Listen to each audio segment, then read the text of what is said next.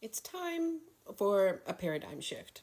Now, this is just a consideration, but we could be causing more harm to our children.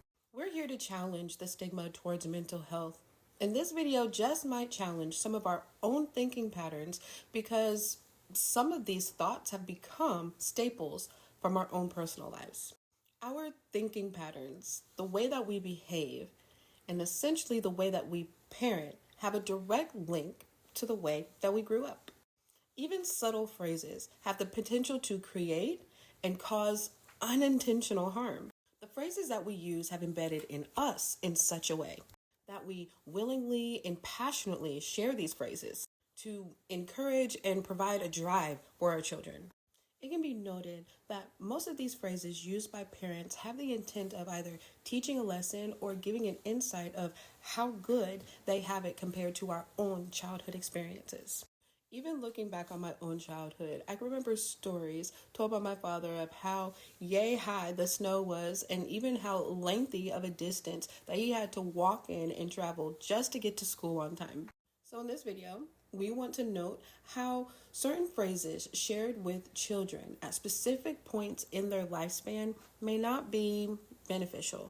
So number one, make sure you eat all your food. There's starving children in the world.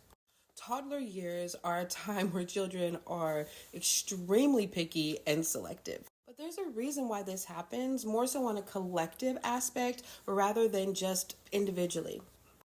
During the age group about 3 to 5, children really do have a great grasp on their environment, meaning they are fundamentally aware of places and people that they visit often. The skill set that they're developing is within the realms of assertiveness. To be honest, if jumping off that bridge meant that that individual would actually find a fit within that social group, there is in fact a very high percentage that kiddo is going to jump. Adolescence is a time of role identity versus role confusion. For adolescents, thoughts of who they are and where they're going doesn't just stop in teenage years. It actually trickles into young adulthood. Minimizing something that they cannot control does not seem very beneficial for their mental health. There are alternatives to get your point, your moral, or your lesson across. Being clear and transparent takes away the innuendos and the vague barriers when it comes to communication. So all in all, you are the catalyst for insight and demonstrating for your children how to deal with their emotions. Rather than using outdated phrases that traumatized us as children, share with them how things make you feel. Utilize I statements to prevent guilting and express a desired approach that you would like for them to try.